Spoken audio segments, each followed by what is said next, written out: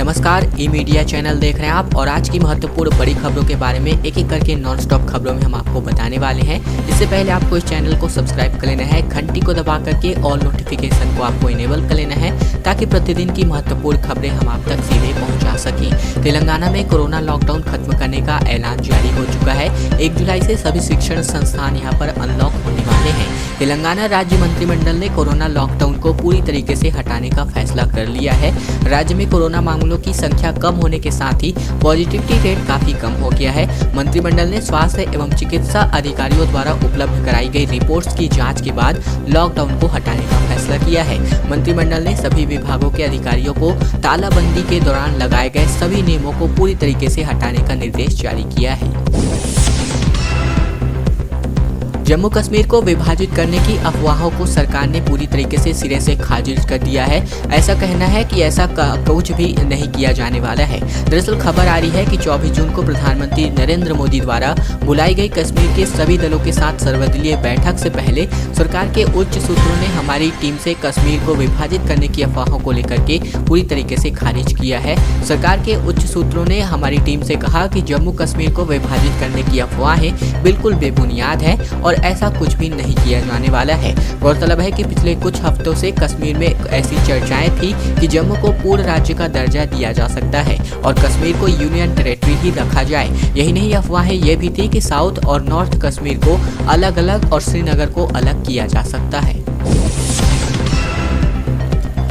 अगले 3 महीनों में तैयार होंगे 1 लाख नए कोविड वॉरियर। 6 कोर्सेज के माध्यम से दी जाएगी युवाओं को सेवा कार्यों की ट्रेनिंग। खबर आ रही है कि प्रधानमंत्री मोदी ने शुक्रवार को कोविड फ्रंटलाइन वर्कर्स की संख्या बढ़ाने के लिए एक कस्टमाइज्ड क्रैश कोर्स लॉन्च किया है, जिसके अंतर्गत 3 महीने में 1 लाख युवाओं को ट्रेनिंग दी जाएगी। 26 राज्यों में 6 पाठ्यक्रम पढ़ाए जाएंगे। वहीं इस योजना के तहत 26 राज्यों में 111 सेंटर खोले गए हैं। इन सभी सेंटरों पर 6 अलग अलग कोर्स उपलब्ध हैं। इन योजनाओं को लॉन्च करते समय पीएम मोदी ने कहा कि भविष्य में कोविड वायरस के किसी भी म्यूटेशन की आशंका बनी हुई है। ऐसे में पहले से तैयार रहने की जरूरत है। इसी की जरूरत को देखते हुए इस योजना को लागू किया गया है। प्रधानमंत्री मोदी का बड़ा बयान सामने आया है।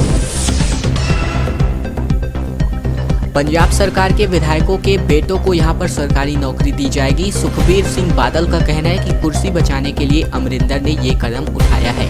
पंजाब सरकार ने कांग्रेस के 2 विधायकों के बेटों को विशेष मामलों के तहत शुक्रवार को पुलिस निरीक्षक और नायब तहसीलदार नियुक्त करने का निर्णय लिया, जिसके बाद से शिरोमणि अकाली दल और आम आदमी पार्टी ने राज्य सरकार की आलोचना की। मुख्यमंत्री अमरिंदर सिंह की अध्यक्षता में वीडियो कॉन्फ्रेंसिंग के जरिए मंत्रिमंडल की बैठक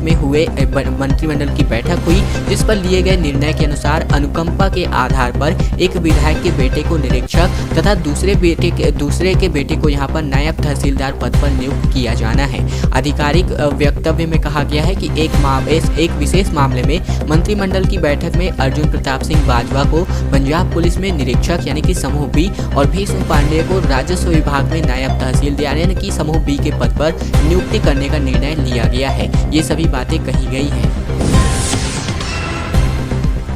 कश्मीर पर एक बड़ी पहल हुई है। प्रधानमंत्री की अध्यक्षता में कश्मीरी दलों के साथ 24 जून को यहां पर सर्वदलीय बैठक का आयोजन किया जा रहा है। प्रधानमंत्री मोदी ने 24 जून को दिल्ली में कश्मीर के नेताओं के साथ सर्वदलीय बैठक बुलाई है। इसे कश्मीर में पॉलिटिकल प्रक्रिया की ओर से बड़ी शुरुआत के तौर पर देखा जा रहा है। हाल ही में कश्मीरी राजनीतिक दलों की गुपकार अलायंस ने कहा था कि वो केंद्र के साथ बातचीत के लिए तैयार हैं। माना जा रहा है कि डिलिमिटेशन की प्रक्रिया और यहाँ पर राज्य में कराए जाने वाले विधानसभा चुनाव के मद्देनजर चर्चाओं के लिए ये बैठक अहम हो सकती है। वही असल में कश्मीर से अगस्त 2019 में जब आर्टिकल 370 को हटाया गया था, तब मोदी सरकार पर ये आरोप लगा था कि ये फैसला बिना कश्मीरी दलों और नेताओं को भरोसे में लिए जबरन लिया गया था। इस लिहाज से प्रधानमंत्री मोदी की इस पहल को महत्वपूर्ण माना जा रहा है।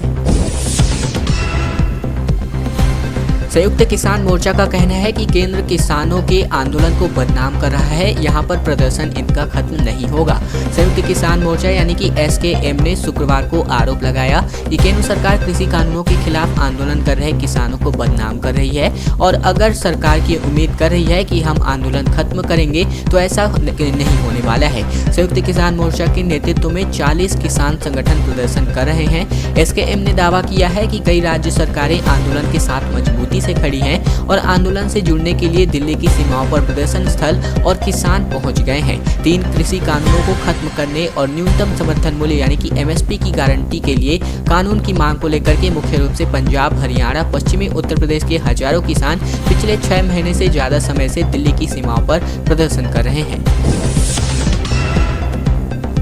अयोध्या में एक और जमीन खरीद विवाद मामला सामने आ रहा है। 20 लाख की जमीन राम जन्मभूमि ट्रस्ट को 2.5 करोड़ में बेचने का आरोप लगाया गया है।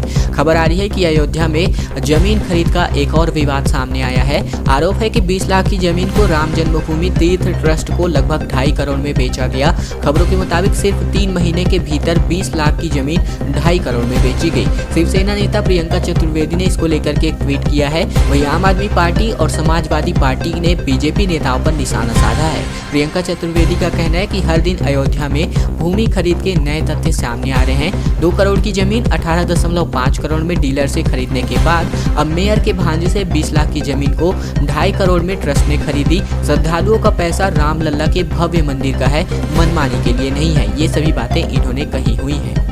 खैर, अब अगली बड़ी खबर की ओर बढ़े उससे पहले हमारी एक छोटी प्रार्थना आप सभी से। वीडियो अगर आपको पसंद आ रहा होगा तो इस वीडियो के नीचे लाइक बटन है, जिसे दबा करके आपको इस वीडियो को लाइक कर देना है।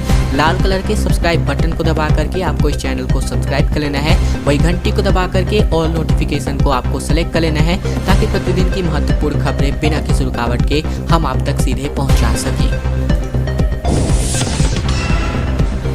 श्रम मंत्रालय का कहना है कि सरकार को न्यूनतम वेतन तय करने में देरी का कोई इरादा नहीं है। श्रम मंत्रालय का कहना है कि सरकार का न्यूनतम वेतन और राष्ट्रीय न्यूनतम मजदूरी तय करने में विलंब का कोई इरादा नहीं है। इस तरह की खबरें आई थी कि इस मुद्दे पर 3 साल के कार्यकाल वाले विशेषज्ञ समूह के गठन का मकसद न्यूनतम वेतन और राष्ट्रीय न्यूनतम वेतन तय करने में विलंब करना है। इन खबरों के बाद मंत्रालय ने यहाँ पर बीते दिन यह स्पष्टीकरण जारी किया है। इससे पहले इसी महीने मंत्रालय ने घोषणा की थी कि केंद्र ने इस मुद्दे पर प्रसिद्ध अर्थशास्त्री अजित मिश्रा की अगुवाई में एक विशेषज्ञ समूह का गठन किया है। यह समूह न्यूनतम वेतन और मजदूरी तय करने के लिए तकनीकी जानकारी और सिफारिशें देने वाला है। वही विशेषज्ञ समूह का कार्यकाल 3 साल का रखा गया है। अमरनाथ यात्रा 2021 को लेकर के खबर है। अमरनाथ यात्रा को लेकर के फैसला आने की उम्मीद जल्द ही जताई जा रही है। उपराज्यपाल मनोज सिन्हा ने यहाँ पर संकेत जारी किए हैं। इस साल हिमालय के अमरनाथ शिखर पर विराजमान भगवान शंकर के प्रसिद्ध शिवलिंग के दर्शन हो सकते हैं। जम्मू कश्मीर के उपराज्यपाल मनोज सिन्हा ने इस बात के संकेत जारी किए हैं। उन्होंने शुक्रवार को कहा कि सरकार जल्द ही वार्षिक अमरनाथ तीर्थ यात्रा आयोजित करने पर फैसला करेगी। हालांकि मनोज सिन्हा ने स्पष्ट किया है कि जब तक पूरी तरह लोगों की सुरक्षा की समीक्षा नहीं की जाएगी, तब तक इस पर फैसला नहीं लिया जाएगा। उन्होंने कहा है कि लोगों की जान बचाना उसकी सर्वोच्च प्राथमिकता है। देश में कोरोना वैक्सीनेशन का आंकड़ा 27 करोड़ के पार पहुंचा। 18 to 44 आयु वर्ग के लोगों को इतनी ज्यादा मात्रा में टीका लगा है। दरअसल खबर आ रही है, भारत में कोरोना टीकाकरण अभियान के तहत 154 दिनों में अब तक 27 करोड़ 20 लाख से ज्यादा की वैक्सीन की डोज दी जा चुकी है। मंगलवार शाम 7 बजे तक केंद्रीय स्वास्थ्य मंत्रालय की रिपोर्ट के अनुसार 27 करोड़ 20,72,645 वैक्सीन डोज दी जा चुकी है। इनमें पहली और दूसरी डोज दोनों शामिल हैं। वहीं आपको बता दें कि अब तक 18 से 44 साल की उम्र के ग्रुप में 5 करोड़ 15,68,603 वैक्सीन डोज दी जा चुकी है। टीकाकरण के 154वें दिन यानी कि 15 जून के शाम यहाँ पर ये डेटा जो है जारी किया गया है स्वास्थ्य मंत्रालय की तरफ से।